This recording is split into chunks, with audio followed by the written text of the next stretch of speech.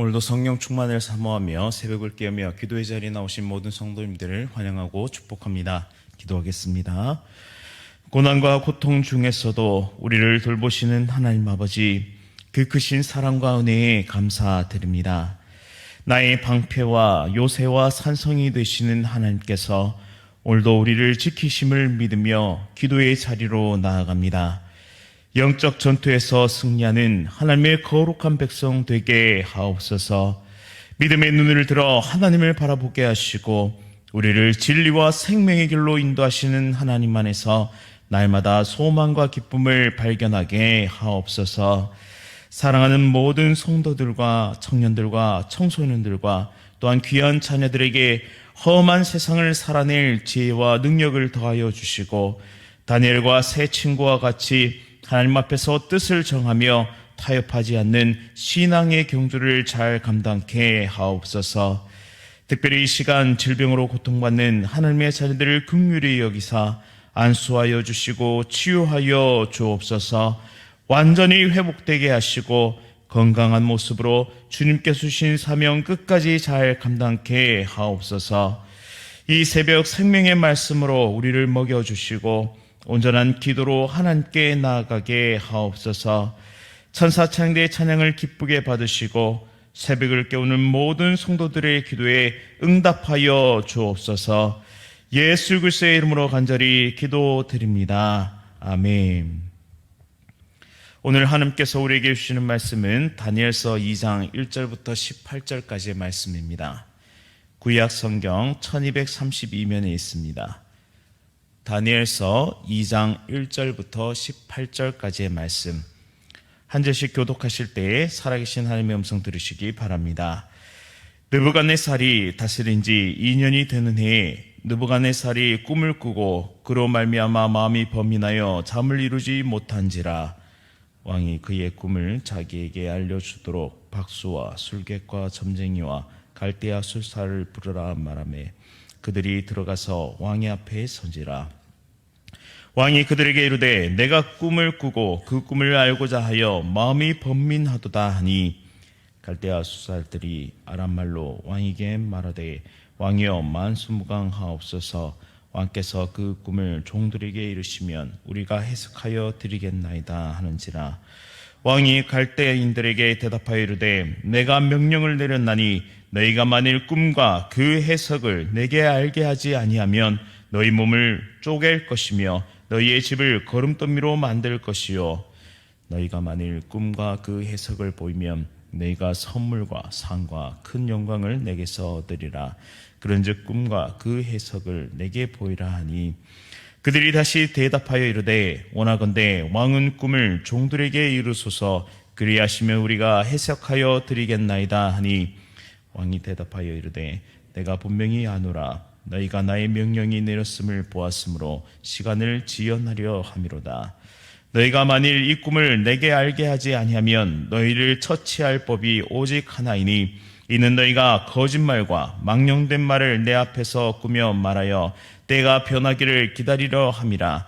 이제 그 꿈을 내게 알게 하라. 그리하면 너희가 그 해석도 보일 줄을 내가 알리라 하더라. 갈대아인들이 왕 앞에 대답하여 이르되 세상에는 왕의 그 일을 보일 자가 한 사람도 없으므로 어떤 크고 권력 있는 왕이라도 이런 것으로 박수에게나 술객에게나 갈대인들에게 물은 자가 없었나이다. 왕께서 물으신 것은 어려운 일이라. 육체와 함께 살지 아니하는 신들 외에는 왕 앞에 그것을 보일 자가 없나이다 한지라. 왕이 이로 말미암아 진노하고 통분하여 바벨론의 모든 지혜자들을 다 죽이라 명령하니라. 왕의 명이 내림에 지혜자들을 죽게 되었고 다니엘과 그의 친구들도 죽이려고 찾았더라. 그때 왕의 근위대장 아리옥이 바벨론 지혜자들을 죽이러 나가매 다니엘이 명철하고 슬기로운 말로 왕의 근위대장 아리옥에게 물어 이르되 왕의 명령이 어찌 그리 급하냐 하니 아리옥이 그 일을 다니엘에게 알림해 다니엘이 들어가서 왕께 구하기를 시간을 주시면 왕에게 그 해석을 알려드리리다 하니라. 이에 다니엘이 자기 집으로 돌아가서 그 친구 하나냐와 미사엘과 아사랴에게 그 일을 알리고 하늘에 계신 하나님이 이 은밀한 일에 대하여 불쌍히 여기사 다니엘과 친구들이 바벨론의 다른 지혜자들과 함께 죽임을 당하지 않게 하시기를 그들로 하여금 구하게 하니라. 아멘. 위기의 때가 기도할 때, 위기의 때가 기도할 때라는 제목으로 말씀을 선포하도록 하겠습니다. 주전 603년쯤 느부갓네살이 다스린 지 2년 되던 해에 느부갓네살 왕은 꿈을 꾸게 됩니다. 그 꿈으로 인해 마음이 번민하여 잠을 이루지 못했고 그의 삶에는 강력한 두려움이 엄습하게 됩니다. 그 두려움의 정체는 무엇일까요? 가지면 가질수록 또 높아지면 높아질수록 지켜내야 할 것들이 많은 법입니다. 최강 바벨론 제국의 최고 통치자는 신과 같은 존재였습니다. 많은 부귀와 명예를 거머쥐었고 그만큼 지켜내야 할 것이 그에게는 너무나 많았습니다. 제국도 지켜야 하고 백성들도 지켜야 하고 무엇보다 자신의 왕권을 지키고 왕실을 지켜내야 하는 막대한 책임과 무게감이 그에게 있었습니다. 그런데 그가 꾼 꿈은 그 마음을 요동케 할 만큼 두려운 것이었습니다. 구약 성경에는 종종 하나님께서 계시로 이 꿈이라는 통로를 사용하셨는데요. 하나님께서 주신 꿈의 계시로 인해 피조물에 불과했던 이 느부갓네살은 큰 두려움에 빠지게 된 것입니다. 그가 꿈에서 깨어난 후 그 꿈이 무엇이었는지조차 기억나지 않았지만 분명 이 꿈은 자기 자신과 왕위와 바벨론의 흥망성쇠를 이야기하고 있다는 사실을 직감적으로 알게 되었습니다. 가진 것이 많아도 그 모든 것을 스스로 지키려 하는 사람, 스스로의 힘으로 그 모든 것을 지켜내려 하는 사람은 두려울 따름입니다. 아무리 높은 자리에 올라도 그 모든 것을 스스로의 힘으로 지키는 사람은 번민할 따름입니다. 이 큰 두려움에 휩싸인 느부갓네살 왕은 자신이 꾼 꿈을 알려주도록 박수와 술객과 점쟁이와 갈대아 술사를 당장 불러들이라고 명령합니다. 느부갓네살 왕이 좋은 곳으로 먹이고 또 좋은 곳으로 입히고 좋은 곳에 살게 하며 좋은 교육의 기회와 등용의 문을 준 이유가 바로 자신이 지키고 싶었던 왕위와 제국을 위해서였습니다. 막대한 돈을 투자하고 힘껏 길러내었던 이 박수와 술객과 점장이와 그리고 갈대아 술사들을 드디어 활용할 때가 온 것입니다. 자신의 번민하는 마음과 두려운 마음을 떨쳐버릴 수단을 이미 준비하고 예비해 두었던 것이죠. 그런데 그의 기대는 산상조각나고 맙니다. 왕은 모여든 현자들에게 꿈의 내용과 그 꿈을 해석해 달라고 명령합니다. 하지만 그들의 입에서는 왕께서 그 꿈을 알려주시면 해석해 드리겠다는 대답을 듣게 됩니다. 이때 왕은 아무도 자신의 번민과 두려움을 해소해 줄 수 없다는 사실을 알고는 크게 실망하게 됩니다. 이 실망은 이내 극도의 분노로 바뀌게 되는데요. 이때를 위해 길리우고 그리고 연습하고 준비한 자신의 대안이 완벽하게 수포로 돌아가는 것을 경험했기 때문에 그는 큰 두려움과 큰 공포심 이상으로 번민과 그리고 실망과 그리고 모든 것에 분노로 변하게 된 것입니다. 우리도 느부갓네살 왕과 같지는 않으신지요? 많은 것을 가지고 싶어하고 또한 많은 것을 누리고 싶어하며 동시에 그 모든 것을 지키고 싶어하는 그런 느부갓네살 왕과 같은 삶 말입니다.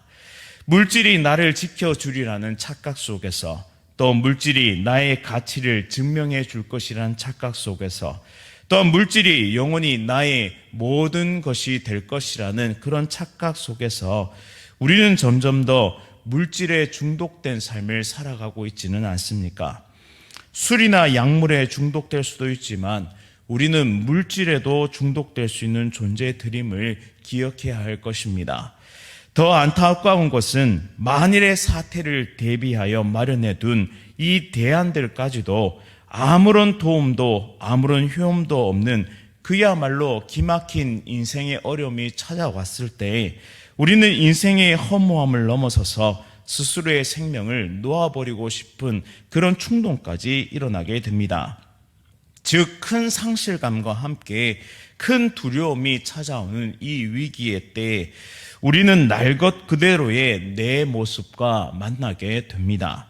그제서야 폭주하는 기관차처럼 달려가던 우리 자신의 삶을 멈추고 우리의 시선을 소유에서 옮겨서 가치로 옮겨가게 됩니다. 소유에서 가치로 우리의 눈을 옮기게 되는 것이죠. 그렇다면 한번 우리 스스로에게 물어보고 싶습니다. 나는 지금 무엇에 가치를 두고 살아가고 있는가? 예수님을 믿기 전과 믿은 후에 진짜 추구하는 가치는 달라졌는가?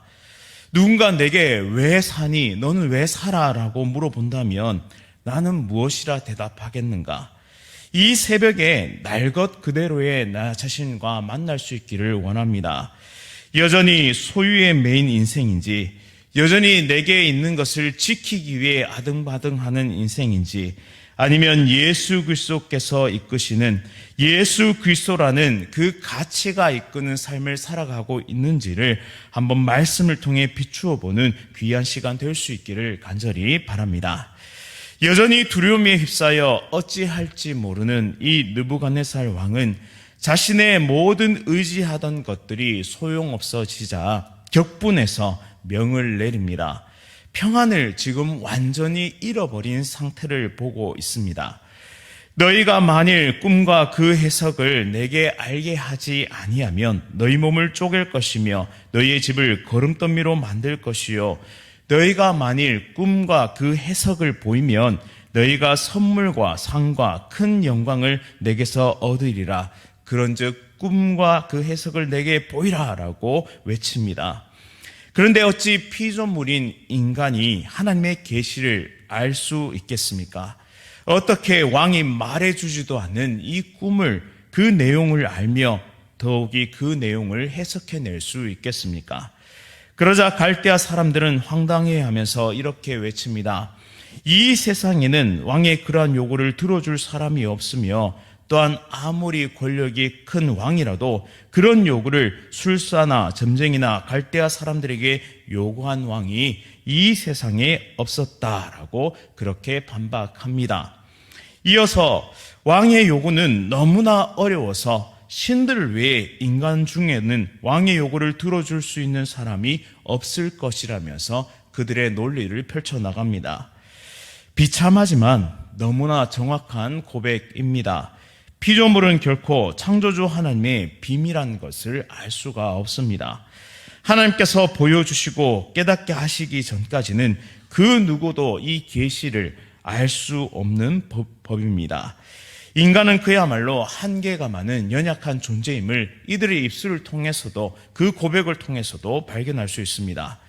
따라서 인생의 문제는 오직 하나님의 손에 있음을 고백하고 믿으시기 바랍니다. 우리는 이것을 고통 가운데서도 믿고 의지해야만 합니다. 하나님께서 이 시간들을 허락하셨고 여전히 이 시간 가운데 함께 하심을 우리는 믿고 신뢰해야 합니다.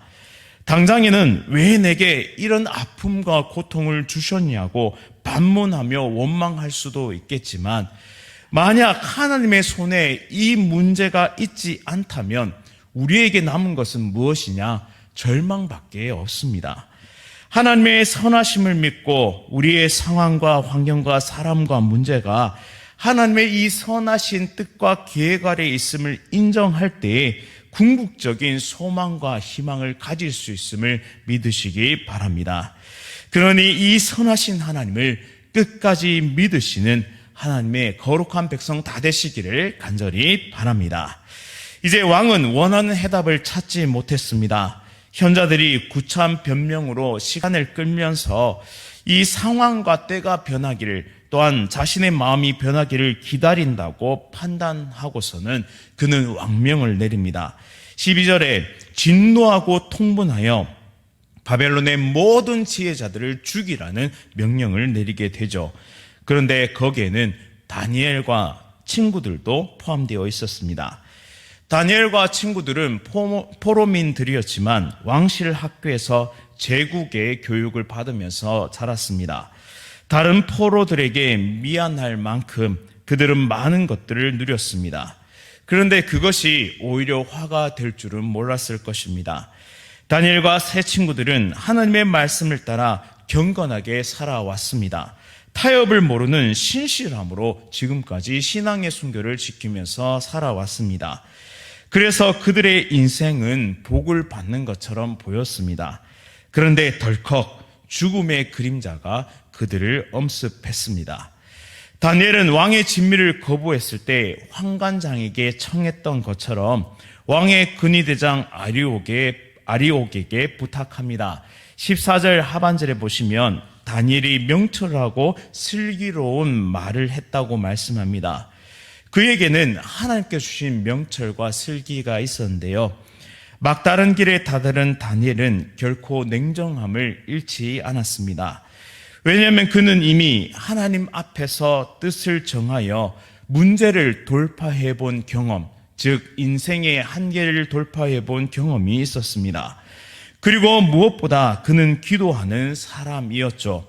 박수와 술객과 갈대아 사람들이 시간을 벌려고 했을 때는 단호했었던 이 느부갓네살 왕이 다니엘의 요청에는 얼마간의 시간을 허락함을 보게 됩니다. 물론 다른 어떤 지혜자들보다 이 다니엘이 뛰어난 사람이었기 때문이었다라고 생각할 수도 있겠지만 더 궁극적으로는 하나님께서 그 왕의 마음을 움직여 주셨기 때문에 앞서서는 허락되지 않았던 것이 다니엘과 이 세 친구에게는 허락되었다는 사실입니다. 인생의 위기의 때가 찾아왔을 때 믿음의 승부수는 결국 하나님 안에 있는가 없는가로 판단하게 됩니다. 또한 이 믿음의 승부수는 결국 기도의 자리에서 결판나게 되죠. 다니엘은 다른 대안을 찾아 나서지 않았습니다. 곧장 자기 집으로 돌아가서 그 친구 하나냐와 미사엘과 아사랴에게 모든 상황을 알리게 되고 긴급하게 합심 기도를 요청하게 됩니다. 그리고 이렇게 기도 제목을 내놓는데요. 하늘에 계신 하나님이 이 은밀한 일에 대하여 불쌍히 여기사 다니엘과 친구들이 바벨론의 다른 지혜자들과 함께 죽임을 당하지 않게 하시기를 기도합니다. 라고요. 우리의 기도는 결코 땅에 떨어지지 않습니다. 모든 기도를 들으시고 응답하신 여호와 하나님께서 계시기 때문이죠. 우리의 소원과 간구가 잘못되었을지라도 하나님은 그 기도의 제목까지 바꾸셔서 하나님은 선으로 모든 것을 바꾸셔서 역사하시는 분이십니다. 따라서 기도는 어떤 형태로든 응답받게 되죠. 수락이든 거절이든 잠시 멈춤이든 분명한 것은 위기의 때가 곧 기도할 때라는 사실입니다. 사랑하는 성도님 여러분, 지금 내 삶에 큰 위기가 닥쳐왔습니까? 그로 인해 번민하며 두려워하며 마음이 흔들리고 요동하고 계십니까? 우리의 생각을 바꿔서 가장 큰 위기는 곧 가장 큰 기도의 응답을 받을 때라고 믿으면서 우리의 마음을 바꾸면서 그렇게 나아갈 수 있기를 원합니다. 기적을 체험하고 영적인 성숙과 성장을 경험할 부흥의 때라고 하나님 안에서 선포하며 고백하며 믿음으로 함께 기도할 수 있기를 원합니다. 하나님은 반드시 우리의 기도에 응답하시고 역사하시며 치유하고 회복시키실 줄 믿습니다. 이 믿음 가지고 위기의 때 기도로 승리하는 하나님의 거룩한 백성들 다 되시기를 간절히 바랍니다. 우리 말씀을 기억하면서 함께 기도하겠습니다. 사랑과 은혜가 풍성하신 하나님 아버지, 오늘 말씀을 통해 나 자신 날 것 그대로를 벌거벗은 모습을 보게 하시니 참으로 감사드립니다. 어쩌면 우리는 느부갓네살 왕처럼 소유와 물질에 집착하며 지키고 싶어서 그 모든 것을 지켜내기 위해서 중독되어 버린 그런 모습으로 살아가고 있는지도 모르겠습니다. 하나님, 우리를 불쌍히 여겨주시고 두려워 떨고 흔들리는 인생이 아니라 온전히 하나님께 가치를 두고 금은 보화보다 귀한 예수 그리스도를 따라 살아가는 참된 제자의 삶을 살아갈 수 있도록 인도하여 주옵소서.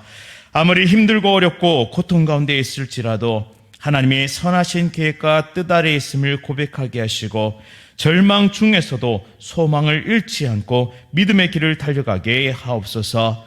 무엇보다 우리에게 주신 기도의 축복과 기도의 특권을 마음껏 사용하며 위기의 때를 명철과 슬기로 잘 극복해 나갈 수 있도록 인도하여 주옵소서. 우리의 삶에 찾아오신 하나님 아버지, 우리 인생 가운데 임재하시는 하나님 아버지, 또한 우리를 끝까지 인도하시고 영원한 생명의 길로 인도하시는 하나님 아버지를 바라보며 내 전 인생을 하나님께 맡겨드리는 믿음의 백성 다 될 수 있도록 인도하여 주옵소서. 특별히 이 시간 기도하는 모든 기도의 백성들의 기도에 응답하시고 기도의 능력을 체험하는 우리 모두의 삶 되게 하여 주옵소서. 예수 그리스도의 이름으로 간절히 기도드립니다. 아멘. 하늘에 계신 우리 아버지여, 이름이 거룩히 여김을 받으시오며 나라가 임하시오며 뜻이 하늘에서 이루어진 것 같이 땅에서도 이루어지이다. 오늘 우리에게 일용할 양식을 주시옵고 우리가 우리에게 죄 지은 자를 사하여 준 것 같이 우리 죄를 사하여 주시옵고 우리를 시험에 들게 하지 마시옵고 다만 악에서 구하시옵소서. 나라와 권세와 영광이 아버지께 영원히 쌓옵나이다. 아멘. 오늘 하루도 성령 충만으로 승리하십시오.